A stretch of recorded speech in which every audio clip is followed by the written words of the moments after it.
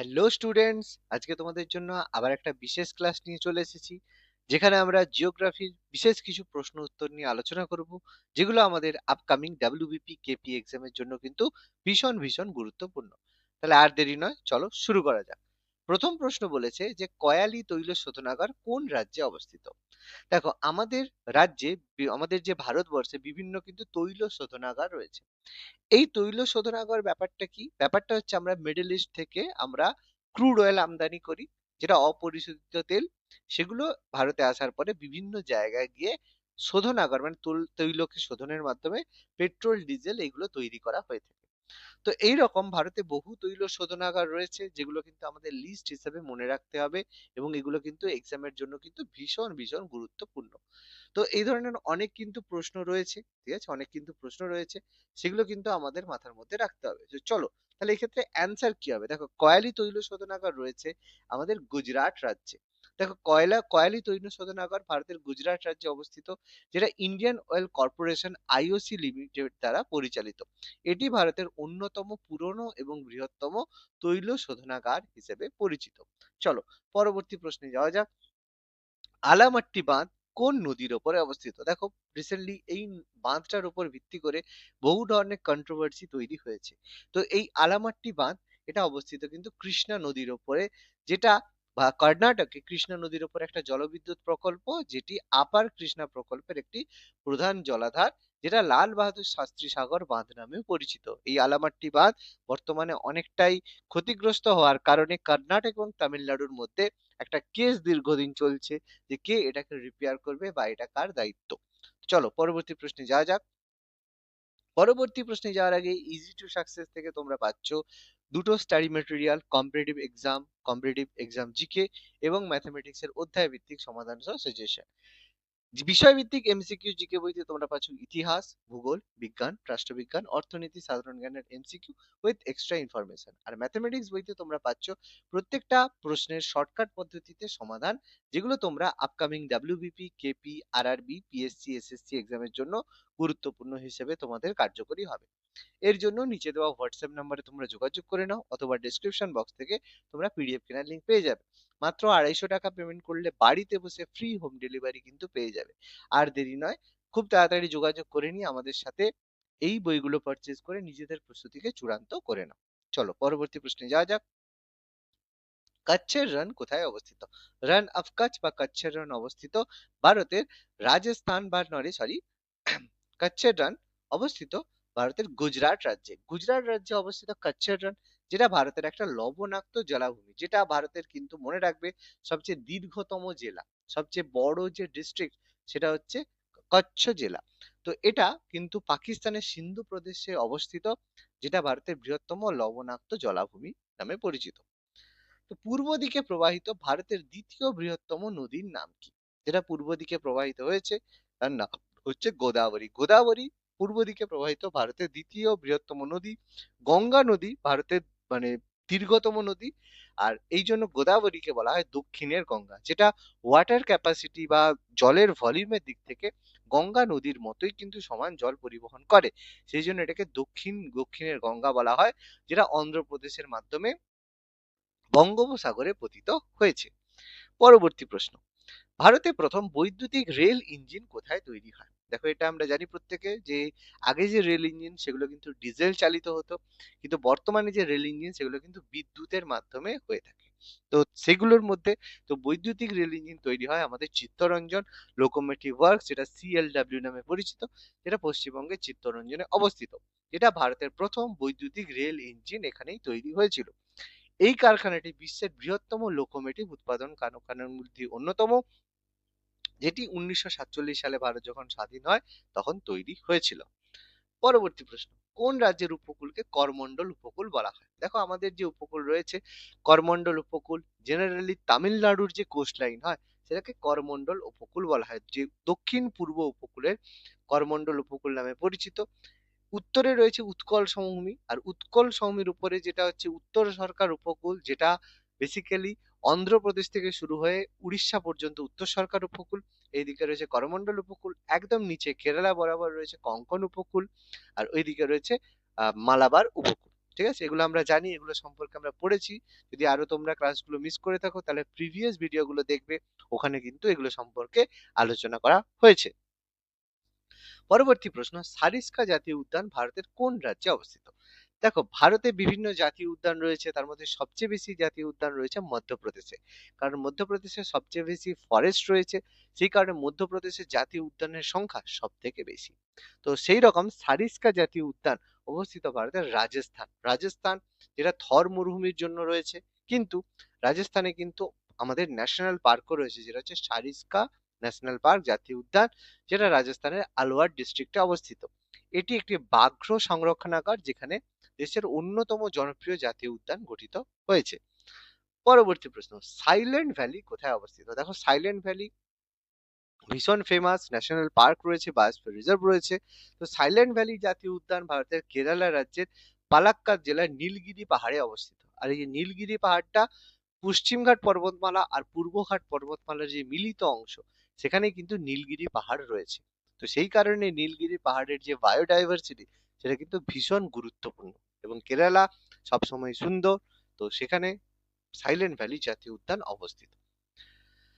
Kandla port কোন রাজ্যে অবস্থিত? কান্ডালা বন্দর, এই বন্দরের মাধ্যমে বিভিন্ন দেশের ব্যবসা বাণিজ্য হয়ে থাকে। বিভিন্ন দেশ থেকে যে জাহাজে করে যে সব মানে জিনিসপত্র আসে, সেগুলো পোর্টে হয়। তার মধ্যে কান্ডালা পোর্ট বহু প্রাচীন পোর্ট, যেটা আমাদের গুজরাট রাজ্যে অবস্থিত। এটা কিন্তু একদম সাতবাহানা ডাইনেস্টির সময় কল্যাণ, ব্রোচ যেসব বন্দর ছিল, সেরকম কান্ডালা পোর্টও কিন্তু সেই সময় কান্ডালা নাম নয়, কিন্তু অন্য নামে অবস্থিত ছিল।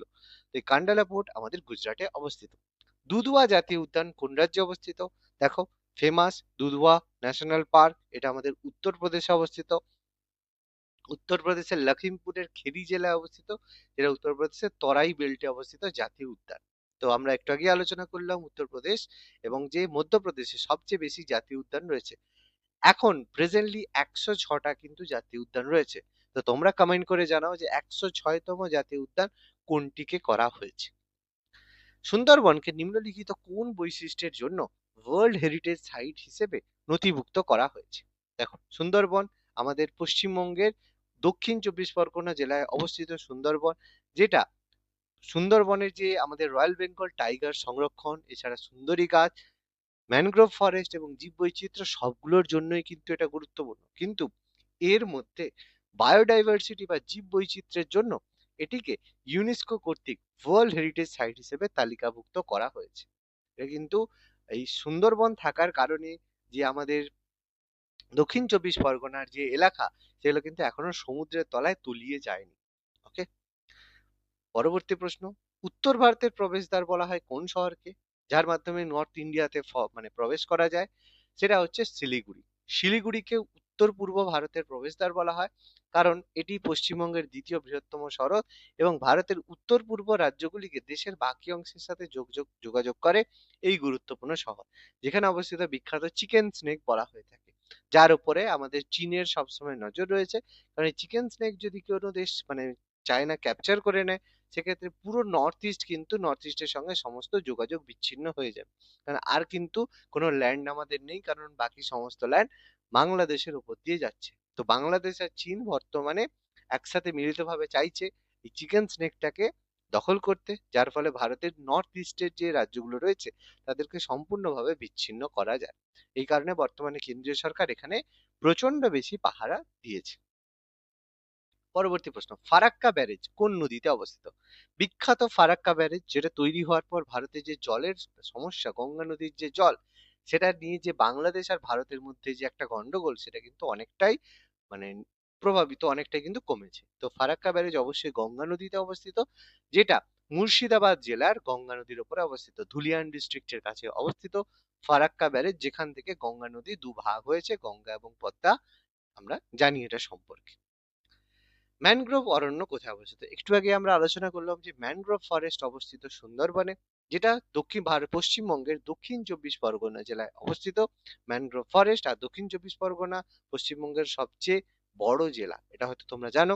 তো ম্যানগ্রোভ ফরেস্ট কিন্তু সমুদ্র উপকূলবর্তী অঞ্চলের নোনা মাটিতে জন্মানো এক বিশেষ ধরনের বনভূমি, যেটা পৃথিবীর বৃহত্তম ম্যানগ্রোভ ফরেস্ট সুন্দরবন, যেটা ভারত এবং বাংলাদেশ জুড়ে বিস্তৃত রয়েছে। ভারতের প্রথম বহুমুখী নদী পরিকল্পনা নদী উপত্যকা প্রকল্প কোন নদীতে গড়ে উঠেছে? দেখো, এই বহুমুখী নদী উপত্যকা প্রকল্প কথাটার মানে হচ্ছে যে কোনো একটা নদী উপত্যকায় বহু ধরনের যদি কাজ করা যায় সেটাকে বলে নদী উপত্যকা প্রকল্প। যেমন মাছ চাষ থেকে শুরু করে নিবিড় মিশ্র চাষ থেকে শুরু করে বহু ধরনের কাজ, সেটাকেই বলা হয়, বা সেই জলকে সেচের কাজে ব্যবহার করা, জলবিদ্যুৎ তৈরি করা, এগুলোকে বলা হয় বহুমুখী নদী উপত্যকা প্রকল্প। এটা কিন্তু প্রথম দামোদর নদীর উপরে গড়ে উঠেছিল। এটা তোমরা হয়তো জানো। ডিভিসি, যেটা দামোদর ভ্যালি কর্পোরেশন, ডিভিসি, সেটাই কিন্তু ভারতের প্রথম বহুমুখী নদী পরিকল্পনা, যেটা 1948 সালে গড়ে উঠেছিল স্বাধীন ভারতের প্রথম বহুমুখী নদী পরিকল্পনা। সবচেয়ে বেশি লোহা উৎপাদিত হয় কোন রাজ্যে? দেখো, বিভিন্ন রাজ্যে এরকম আয়রন ওর উৎপাদন হয়ে থাকে, তার মধ্যে লোহা ভীষণ গুরুত্বপূর্ণ।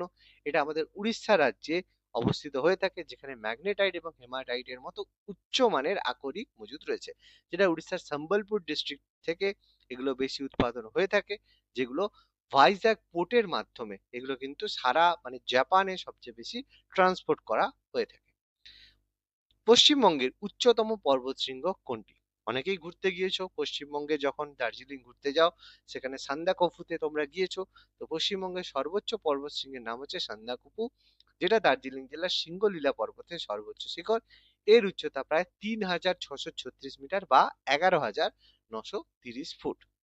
তালচের জলবিদ্যুৎ প্রকল্প কোথায় অবস্থিত? এটা ভীষণ ফেমাস জলবিদ্যুৎ প্রকল্প উড়িষ্যা, যেটা উড়িষ্যা জেলার অনুগুল জেলায় অবস্থিত।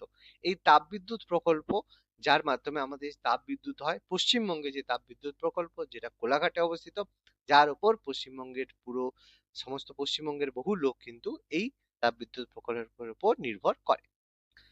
ভারতবর্ষের সবচেয়ে বড় উপজাতি বা ট্রাইব কোনটা? প্রত্যেকেই জানি, ভিল উপজাতি 2011 আদমশুমারি বা সেন্সাস অনুযায়ী ভারতের সবচেয়ে বৃহত্তম উপজাতি গোষ্ঠী।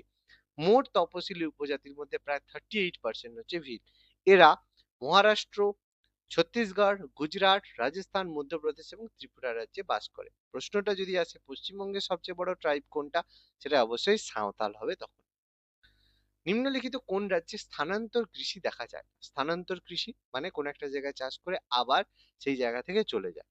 দেখো, এক্ষেত্রে অ্যান্সার হবে পশ্চিমবঙ্গ, যেটা স্থানান্তর কৃষি বা ঝুম চাষ নামে পরিচিত। পাহাড়ের ধাপ কেটে কেটে খাঁজ কেটে কেটে করা হয়, যেটা জেনারেলি উত্তর পূর্ব ভারতের রাজ্যগুলো হয়ে থাকে। উত্তর পূর্ব ভারত মানে যে নাগাল্যান্ড, মণিপুর, মিজোরাম, এই জায়গাগুলো কিন্তু হয়ে থাকে। কিন্তু এছাড়া আমাদের আসাম, উড়িষ্যা, অন্ধ্রপ্রদেশেও কিন্তু এই ধরনের কৃষি দেখা যায়, কারণ আসাম তো অবশ্যই পার্বত্য এলাকা, আর উড়িষ্যাতে দেখবো অনেক ঢিপি রয়েছে। অন্ধ্রপ্রদেশেও কিন্তু বহু ঢিপি রয়েছে, কারণ পূর্বঘাট পর্বতমালা রয়েছে। কিন্তু এটা পশ্চিমবঙ্গে দেখা যায় না, কারণ পশ্চিমবঙ্গে এই ধরনের কোনো পর্বত নেই। কোন রাজ্যের জনঘনত্ব সবচেয়ে কম? প্রত্যেকেই জানি যে সবচেয়ে কম জনঘনত্ব বিশিষ্ট রাজ্য হচ্ছে অরুণাচল প্রদেশ, যেটা বারবার যে প্রতিকূল আবহাওয়া বা প্রতিকূল পরিবেশের জন্য এখানে মানুষ কিন্তু থাকতে চায় না, যেটার জনঘনত্ব বর্তমানে মাত্র প্রতি বর্গ কিলোমিটারে 17 জন। আর সবচেয়ে কম জনসংখ্যা বিশিষ্ট রাজ্য বললে সেটা হবে সিকিম। কম জনঘনত্ব সেটা হচ্ছে অরুণাচল প্রদেশ। আর সবচেয়ে কম জনসংখ্যা বৃদ্ধির হার সেটা কিন্তু নাগাল্যান্ড, যেটা 2011 সেন্সাস অনুযায়ী নেগেটিভ ছিল। অর্থাৎ এখানে তিনটে অপশন কিন্তু ভীষণ গুরুত্বপূর্ণ রয়েছে। তাহলে আজকের ক্লাসটা কেমন লাগলো তোমরা অবশ্যই কমেন্ট করে জানাও, এবং এই ধরনের যদি আরো ক্লাস পেতে চাও অবশ্যই আমাদের চ্যানেল ফলো করো, সাবস্ক্রাইব করো এবং আরো আরো বেশি শেয়ার করো। ধন্যবাদ।